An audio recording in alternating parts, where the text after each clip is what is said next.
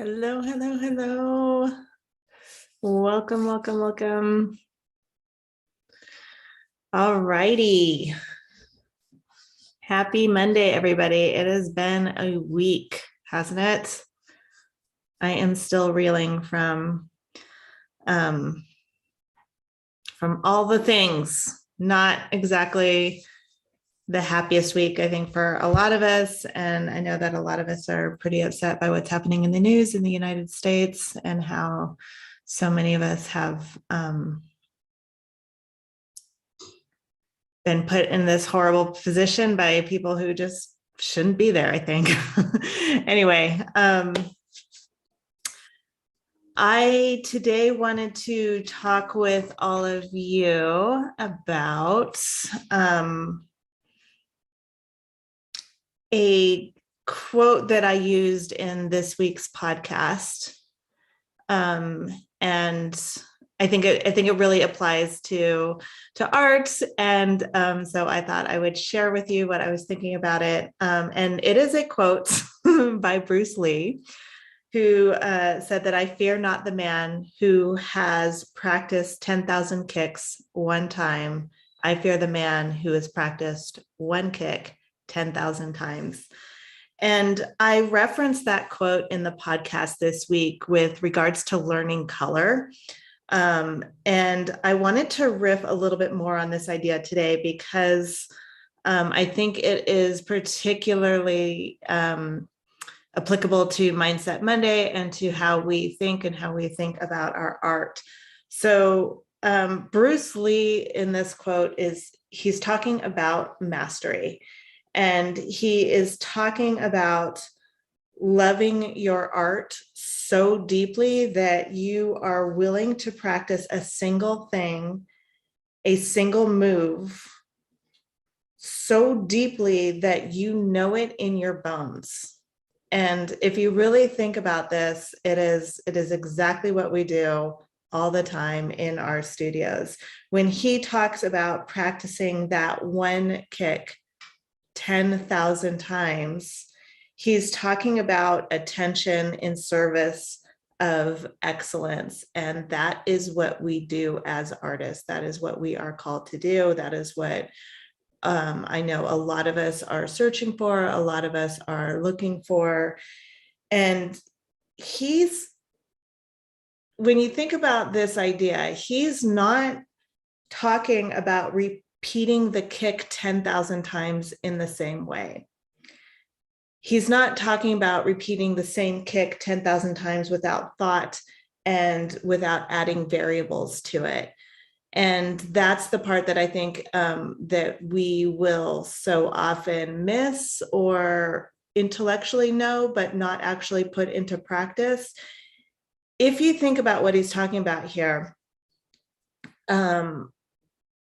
he practices the kick, let's say, when he first starts learning it, he practices that kick in the best case scenario, right? He is probably by himself without an opponent. He learns the nuances of how to move his body. He learns how to shift his body, how shifting just a little bit of his body weight changes the kick, how maybe counterbalancing his arm changes his appearance, and it gives him more stability. He maybe starts off by making really big moves, big changes, like more dramatic changes in his attempts and in his body positioning and all of that, so that he begins to understand the mechanics of the move. And then he probably goes on to make micro changes, tiny little shifts that might just be, moving his pinky a little bit, and or maybe moving his gaze in, 1 degree to the left, and noticing how that changes the move, his center of gravity, his ability to execute that kick. And then he gets it down so that he understands the mechanic and he can do it without really thinking. And maybe all of that gets him to the 1,000 mark, to 1,000 practices of that kick. And then he's going to start adding in more variables. He's going to, maybe he adds one single more variable and starts the process again. So maybe the ground isn't flat. Maybe this time he's dealing with an incline and how the incline affects his gravity when he lands, or in fact the incline affects his speed when he kicks, or like all these different things. And then he'll practice that over and over and over again. Or maybe the next time the ground is now wet or it's slippery, so he learns the mechanics of that and he learns how to execute the kick as many times as it takes to get that down in that scenario. And he keeps adding and adding and adding more variables to this. And now maybe he's practicing on a moving platform, or maybe there's boards that are unstable. And so he learns how to incorporate that. And he maybe adds distractions in there. So instead of practicing in a very controlled environment, maybe he puts himself in snow or in the wind where there's like other distractions and things happening, so he can execute that kick in any possible variable, any possible environment, on sand, in the snow, on hard ground, on soft ground, in 2 or 3 feet of water, like all the different ways. And he keeps practicing and practicing and practicing and practicing. And then maybe he adds a variable of an opponent. And now he has sort of a wild card. So now he's dealing with practicing that kick when he's not in control of where he starts the kick, or he's not in control in how his body might be turned, like his position might have been altered or in response to the opponent. And now he has to add defense in there. So he's adding all of these things in there and practicing that kick and practicing that kick and practicing that kick. And he keeps learning and adjusting and raising the bar every single time, so that he hasn't just repeated the kick 10,000 times. He now knows it under many, many circumstances. And he still has more circumstances that he can add to it. He still has more variables. So even though after he has practiced that kick 10,000 times, and he is a man to be feared with regards to that kick, like he is a master at it, he's still humble enough to know that he has more to learn. That, I think, is the example of a true master at that one thing. And that is what we are called to do as artists. And I think that the connection here for me really is there. You can apply that principle to skills like mixing color. And I gave an example of this, and I talked about it in the podcast that's coming up on Thursday.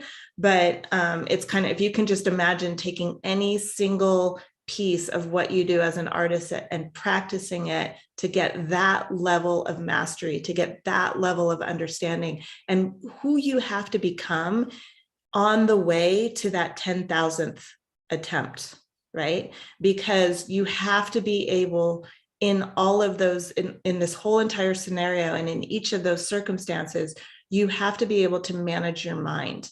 You have to be able to understand, to be able to approach every single attempt with that sort of beginner's mind and say, like, okay, what can I be curious about? What do I need to learn here? What is it that I don't know? And at no moment is this idea that maybe he's not good enough coming in. Maybe he shouldn't be doing it. Is not coming into his mind ever during this scenario.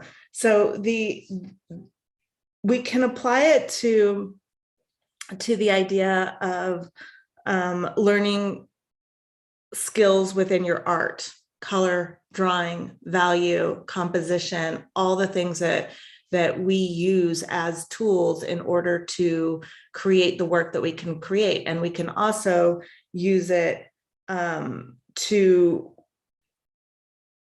master our mindset. And that is what I want to offer you today is how this level of practice, this level of very specific practice and the commitment to excellence applies. The commitment to excellence applies to your mindset and how you think about your art.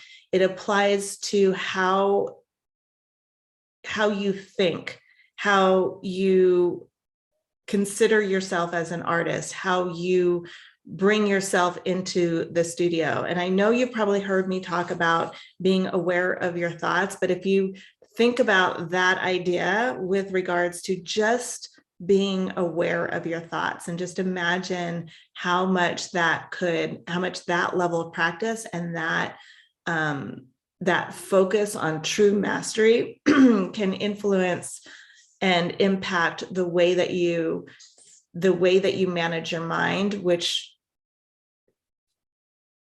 is how you come into the studio and how you think of yourself as an artist and how you create your work. So this week, what I want to challenge you is to maybe bring a little Bruce Lee into your studio and into your mindset this week. And, again, the quote is, "I fear not the man who has practiced 10,000 kicks one time. I fear the man who has practiced one kick 10,000 times." And if you could practice, if you think about this, if you could practice one thought 10,000 times, which thought would you choose? If you think about it in that scenario of under all these different circumstances of not just practicing thinking this thought, but practice thinking the thought when you're under increasing levels of threat, of stress, of perceived stress. I wonder if I just lost my internet. I hope I didn't. I think I'm still on. If you can continually practice that in those different scenarios, how might that change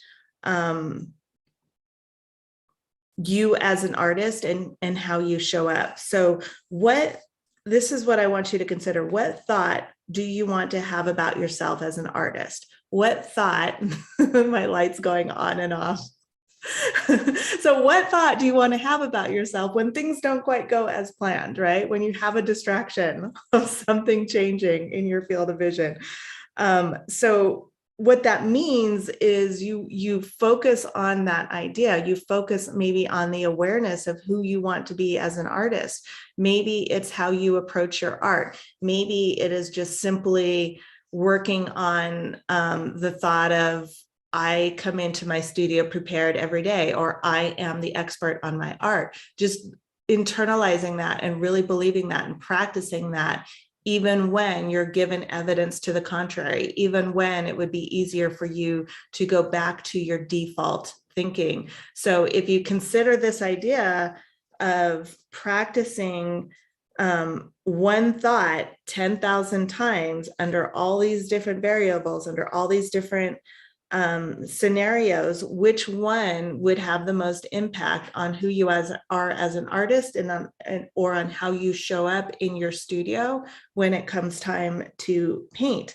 And what it means is consistently putting yourself under more and more, under different variables, different positions. It also means, if you think about it, if we're going to commit to this idea of practicing one thing 10,000 times and not being the person who has practiced 10,000 ideas one time, that was perfect, one time, then you're kind of giving up 9,999 other ideas for now in service of really mastering this other thought that can have such a huge impact on how you show up as an artist. So that is really, really honing it down when you think about it, right? The idea of, I'm going to take one thought and I'm going to practice it 10,000 times, and I'm going to let go of the 9,999 thoughts that want to come into my head while I'm in the studio and while I'm painting. So this is what I want to offer you today, this week, to think about. And here's maybe a more concrete example.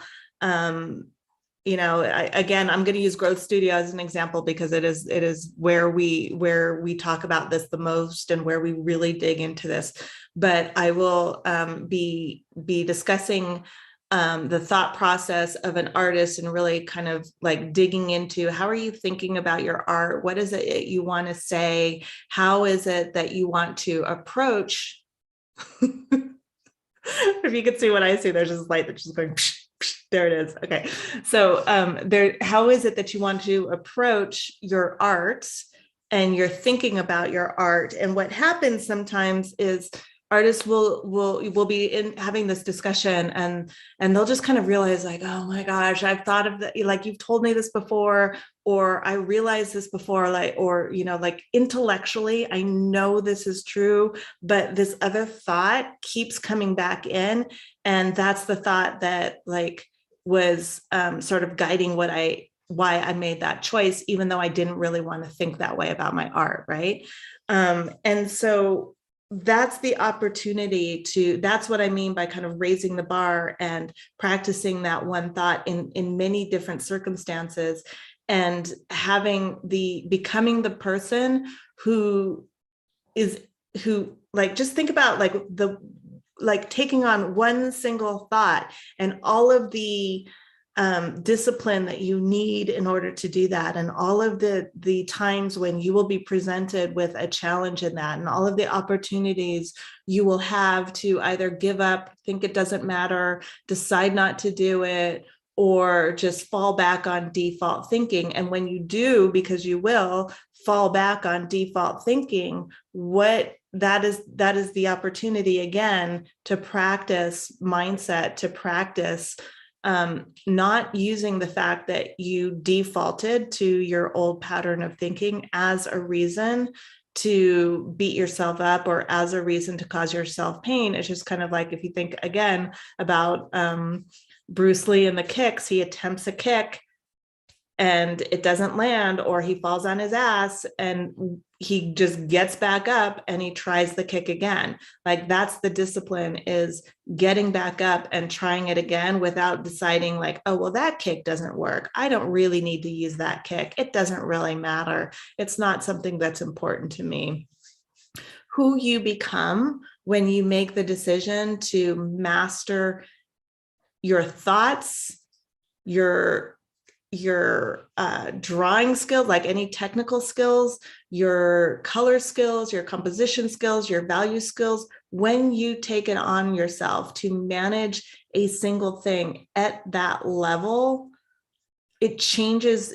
You go through so much growth in order to get to the 10,000th attempt at it, in order to get to that level of mastery. Like, when you think about who you are, the first attempt, like when you make the decision, I'm going to do this, and you make that first attempt, who you are at attempt number 1 is very different from who you will be at attempt number 10,000.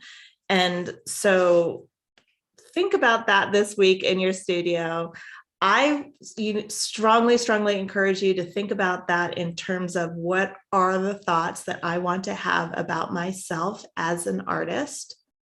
Or you can even like hone it down to, what are the thoughts that I want to have about my capacity to paint, about if it's a long painting. I know there's a lot of artists whose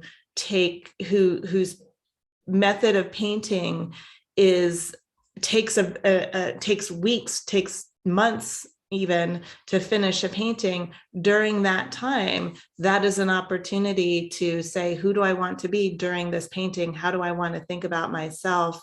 How do I want to think about this painting? And just choose one thought that you are committed to going in there with, one thought that will really impact how you see the painting or how you see yourself as an artist.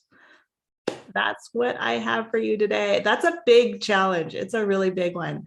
That's what I wanted to talk to you about today. It's a Bruce Lee kind of day. I thought it would be really fun because I was just thinking about it in terms of the podcast episode that I recorded earlier. And I was like, this is a perfect topic for Mindset Monday, because it is so impactful. And this is, again, we talk about this, and we really practice thoughts like this in Growth Studio, and allow a safe space to come back to really understanding, like, what do I get out of believing this thought that I'm choosing to think? Like, how does it affect every single thing that I do in my studio, and who do I want to be? And those are the kind of things that we practice all the time.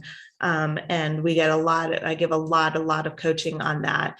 And it comes into the coaching calls, it comes into the critique calls, like all of this stuff ends up circling back. So what is happening in your mind has a direct impact of what comes out onto your canvas. So that is why I would like to offer you this challenge to take that one thought and practice it 10,000 times. All right. Happy painting, everyone. Have a wonderful, wonderful week. Stay strong, stay focused. I will talk to you soon.